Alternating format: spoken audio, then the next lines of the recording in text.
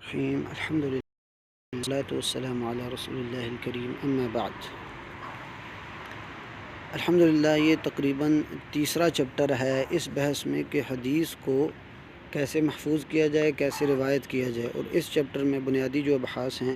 کتابت الحدیث کہ حدیث کی کتابت کیسے ہوئی، کیسے اس کو مدون کیا گیا اور لکھا گیا،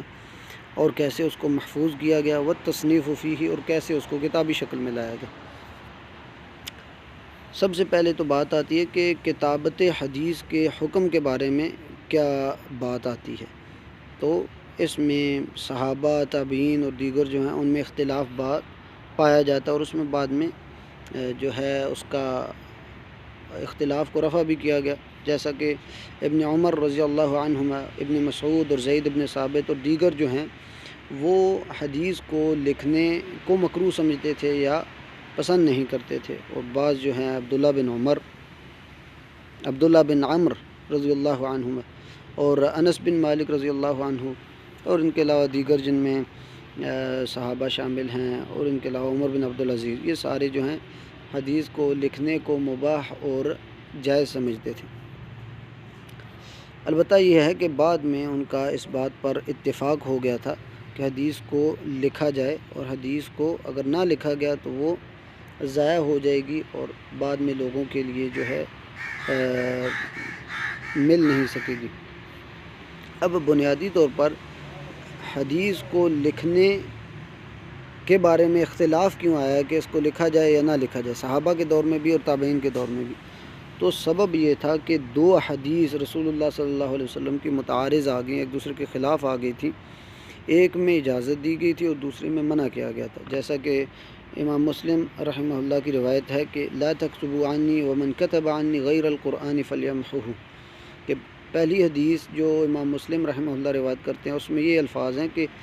تم کوئی بھی حدیث یا کوئی بھی بات جو میرے سے ہو اس کو نہ لکھو، اور جس نے قرآن کے علاوہ کچھ لکھا ہے تو وہ اس کو مٹا دے۔ دوسری طرف حدیث تھی بخاری کی، اور اس میں الفاظ تھے اکتبوا لابی شاہ، اس میں ایسے الفاظ ملتے ہیں کہ رسول اللہ صلی اللہ علیہ وسلم نے ایک صحابی کو کہا تھا کہ فلاں کو آپ لکھنے کے لیے یا ان کے لیے کچھ حدیثیں لکھ دو، تو اس میں حدیثیں لکھنے کا جواز ملتا ہے۔ اس کے علاوہ دیگر جو ہیں احادیث اس میں بھی، جیسے کہ عبداللہ بن عمر رضی اللہ عنہ، ان کو خاص جو ہے کتاب حدیث کو لکھنے کی اجازت انہوں نے دی تھی رسول اللہ صلی اللہ علیہ وسلم نے خود۔ تو اب یہ دو حدیث آ گئی تھی سامنے، تو جو کہ ایک دوسرے کے خلاف تھی، اس وجہ سے اختلاف پیدا ہوا، لیکن علماء نے اور جو ہے محدثین انہوں نے اس بات میں جمع کی صورت پیدا کی تھی۔ وہ یہ تھی کہ ایک تو صورت یہ ہو سکتی ہے کہ حدیث کو لکھنے کی اجازت ان لوگوں کو دی گئی کہ جو حدیث کو بھولنے کا خوف رکھتے تھے، اور ان لوگوں کو حدیث لکھنے سے منع کیا ہے کہ جن کے حافظے مضبوط تھے اور جن کو بھولنے کا عارضہ اتنا زیادہ نہیں تھا، تو ان کو اس لیے منع کیا کہ کہیں وہ اگر لکھتے ہیں تو لکھنے پر ہی وہ جو ہے اکتفا کریں گے اور یاد نہیں کریں گے۔ تو یہ صورتیں ایک تو رکھی گئی سامنے۔ دوسری صورت اور دوسری جو انہوں نے جمع اور تطبیق پیدا کیا علماء نے، وہ یہ کہ شروع میں جب قرآن نازل ہو رہا تھا تو لوگ اسلوب قرآن سے اتنے زیادہ واقف نہیں تھے، اس لیے اس بات کا خوف تھا کہ کہیں قرآن اور حدیث آپس میں مل نہ جائیں اور یہ نہ پتہ چلے کہ قرآن کیا ہے حدیث کیا ہے۔ اس خوف سے رسول اللہ صلی اللہ علیہ وسلم نے منع کیا تھا، اور بعد میں اجازت دے دی تھی، اس لیے کہ جب قرآن کے اسلوب سے لوگ متعارف ہو گئے تھے تو پھر حدیث کی اجازت دے دی کہ اب آپ لکھ سکتے ہیں۔ ابھی قرآن کا ان کے ساتھ ملنا یا قرآن میں حدیث کا مکس ہو جانا، اس کا خوف ختم ہو گیا تھا، تو اس وجہ سے بعد میں جو اجازت دی گئی تھی اس کی وجہ سے پہلی جو حدیث ہے وہ منسوخ ہو گئی۔ تو ابھی حدیث لکھنے کی اجازت تھی تابعین کے دور میں بھی، صحابہ کے دور میں بھی،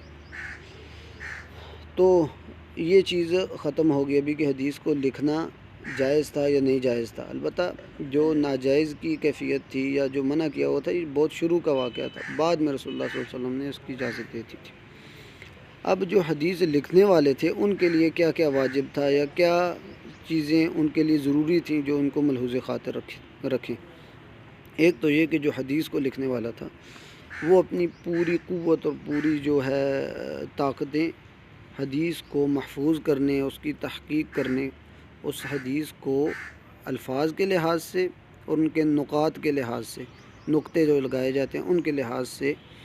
جو ہے پوری طور پر محفوظ کرے، تاکہ بعد میں کوئی کسی قسم کا اختلاط یا جو ہے اس میں مکسنگ کی کوئی کیفیت نہ پیدا ہو۔ اسی طرح کوئی مشکل الفاظ یا غیر معروف الفاظ ہیں تو ان کی بھی وضاحت کر دیں۔ تو اس طرح کے راویوں کے لیے ضروری تھا کہ جو حدیث لکھ رہے ہیں تو اس طرح کی چیزیں ساتھ میں ذکر کریں، اور خاص کر جو نام تھے جو بعض اوقات آپس میں ایک دوسرے سے مکس ہو جاتے تھے ان کا بھی ذکر کریں۔ تو یہ راویوں کے ہاں یہ چیز پائی جاتی تھی، کوئی ان چیزوں کا جو ہے خیال رکھیں۔ پھر یہ کہ ان کا خط جو ہے اچھا ہونا چاہیے، خط کی ٹھیک ہے، خط واضح ہونا چاہیے، اور ایسا خط جو مشہور ہے، لوگوں کے ہاں معروف ہے، اس کو سمجھا جاتا ہے، اور کوئی ایسی مصطلحات اور اپنے لیے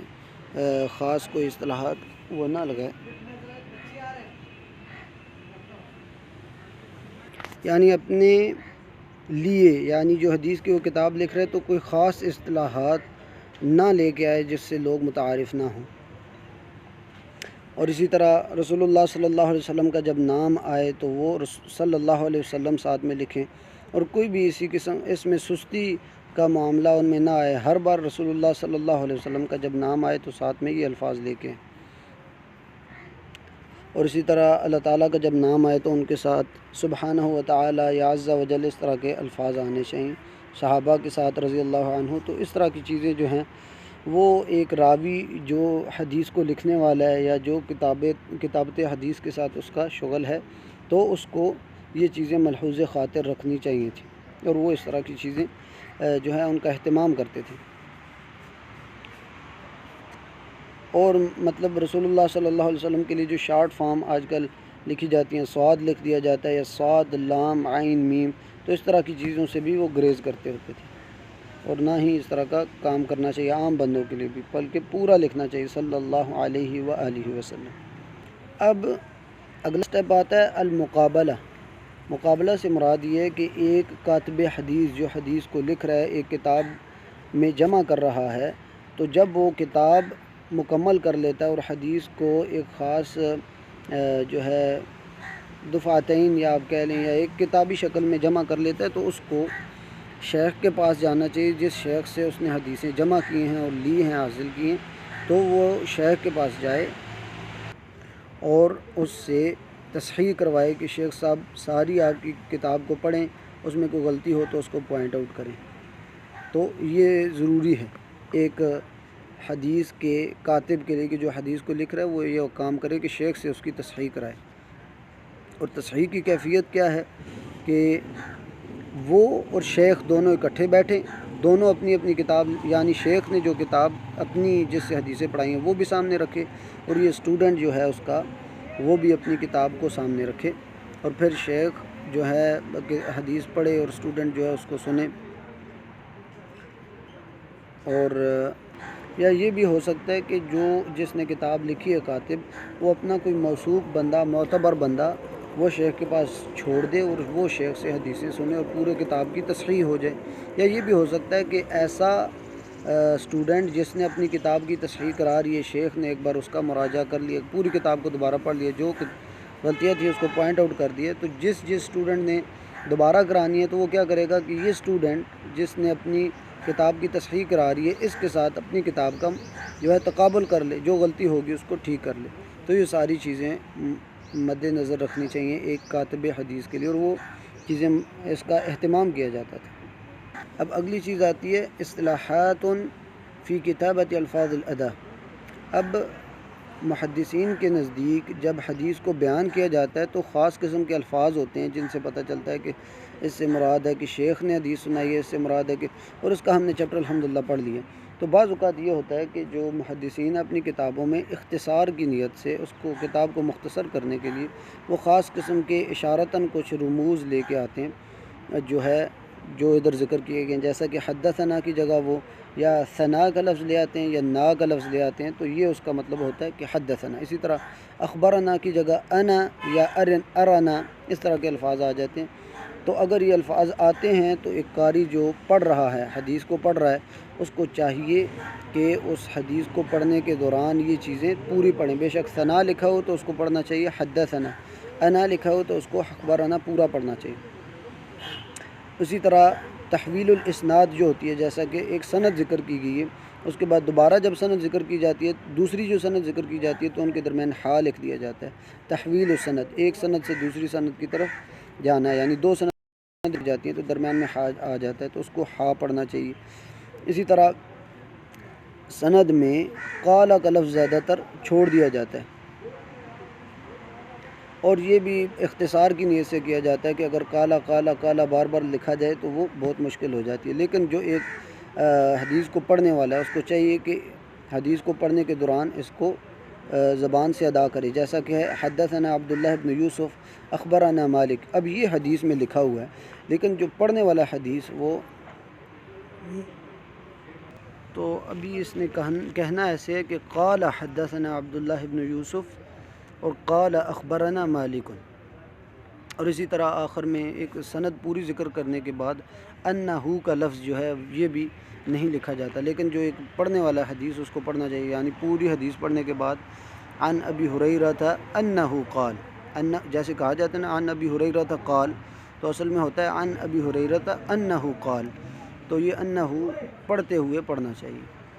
جب حدیث کو پڑھ رہے ہیں تو یہ چیز نہیں چھوڑنی چاہیے بلکہ یہ ذکر کرنی چاہیے۔